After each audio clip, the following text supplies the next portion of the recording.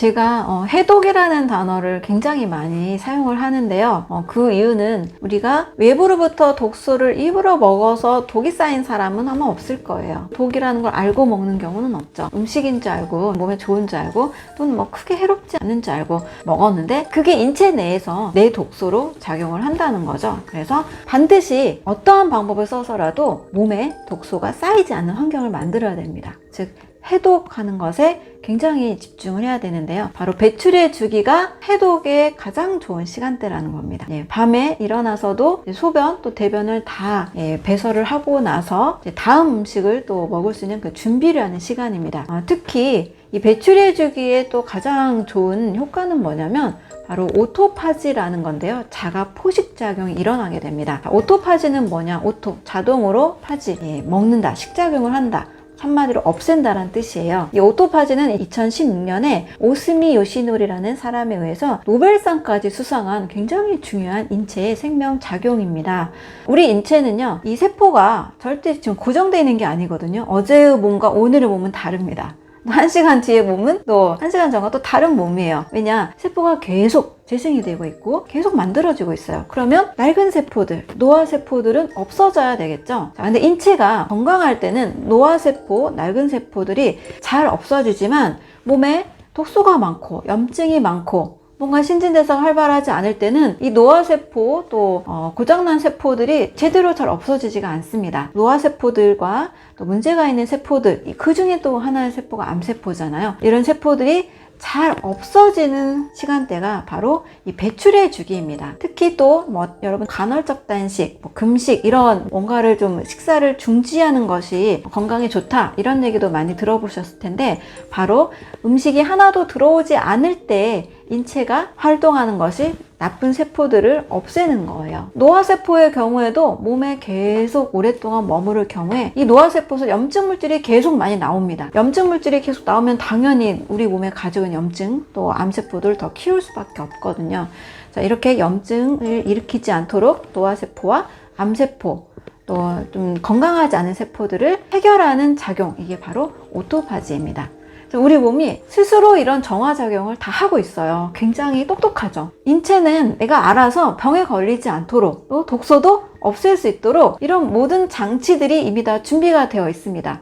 근데 내가 너무 신경을 안 쓴다거나 또 몸에 대해서 너무 무지할 때 우리가 좀 쉽게 질병과 또 여러 좋지 않은 그런 증상들에 시달릴 수밖에 없는 거죠. 그래서 오토파지 작용, 내 몸이 이 배출의 주기 또는 단식하는 이 기간대 나쁜 세포들이 사라지고 또 건강한 세포들이 재구성될 수 있도록 도와준다. 이 개념을 잘 이해하시면 좋겠습니다.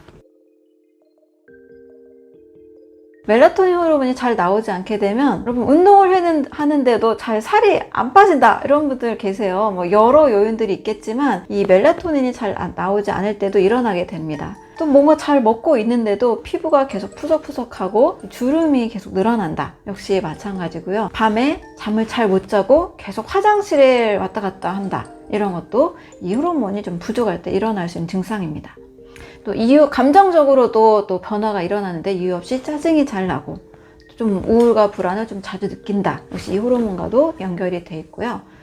늘 피곤하고 아무리 피로를 풀려고 해도 피로가 잘 풀리지 않는다. 만성 피로에 늘 시달린다. 아침에 일어났을 때 개운하지 않다. 이 멜라토닌 호르몬과 면역력과도 굉장한 상관관계가 있다고 밝혀졌습니다. 미국의 클리브랜드 클리닉 러너 연구소의 연구 결과인데요. 약 26,000명 정도의 대상으로 이 코로나19 반응이 멜라토닌 호르몬 분비가 잘 될 경우에 코로나19에 걸릴 확률이 30% 미만으로 떨어졌다는 이야기를 하고 있습니다. 그리고 이제 암을 연구하는 분들도 밤에 이 호르몬 분비가 잘 될 때 암세포 처리와 건강한 세포 재생에 영향이 있는 것을 계속 밝혀가고 있거든요. 그래서 멜라토닌 호르몬 면역력을 신경 쓰신 분들은 반드시 밤에 숙면하는 습관, 멜라토닌 호르몬이 잘 나올 수 있는 환경을 만드는 것이 매우 중요할 수 있습니다.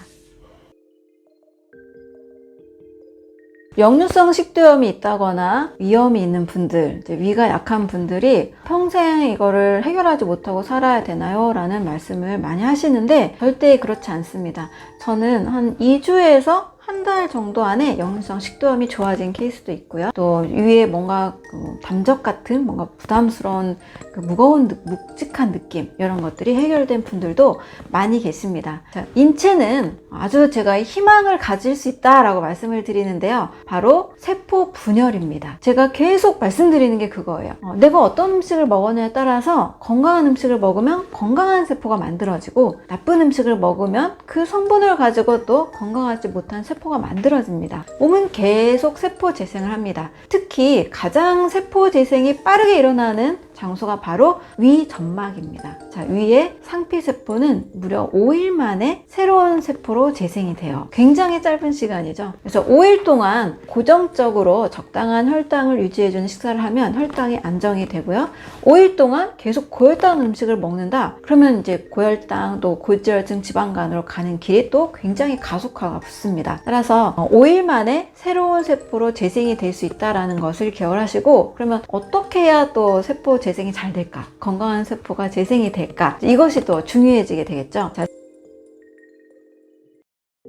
세포 분열에 정말 중요한 영양 성분 중 하나가 비타민 A, 베타카로틴입니다. 미국의 스탠포드 대학에서 가넷 체니 박사팀이 위궤양 환자를 대상으로 실험을 했습니다. 약 65명의 위궤양 환자들에게 꾸준히 양배추즙을 먹게 한 거예요. 그런데 3주 후에 63명의 사람들이 완치가 됩니다. 그래서 우리 양배추 좋다라는 이야기 정말 많이 하시고 또 많이 또 드시잖아요. 뭐 양배추즙으로도 드시고 찜으로도 드시고 뭐 이렇게 판으로도 드시고 굉장히 많이 드시는데 충분히 효과가 있고 또 일리가 있는 이야기입니다. 자, 그 성분 안에는 비타민 A, 베타카로틴과 함께 비타민 U라고 알려진 성분인데요. 사실 비타민 U는 없죠. 뭐 A도 있고 B도 있고 C도 있고 D도 있는데 U는 없습니다. 이거는 그냥 별명인데요. 위궤양을 뜻하는 얼서의 U 약자를 따온 거예요. 그래서 비타민 U라는 성분은 실질적으로는 양배추에 들어있는 MMSC라고 해서 메틸메티오닌 설포늄 클로라이드라는 성분입니다. 굉장히 어렵죠? 그래서 그냥 비타민 U라고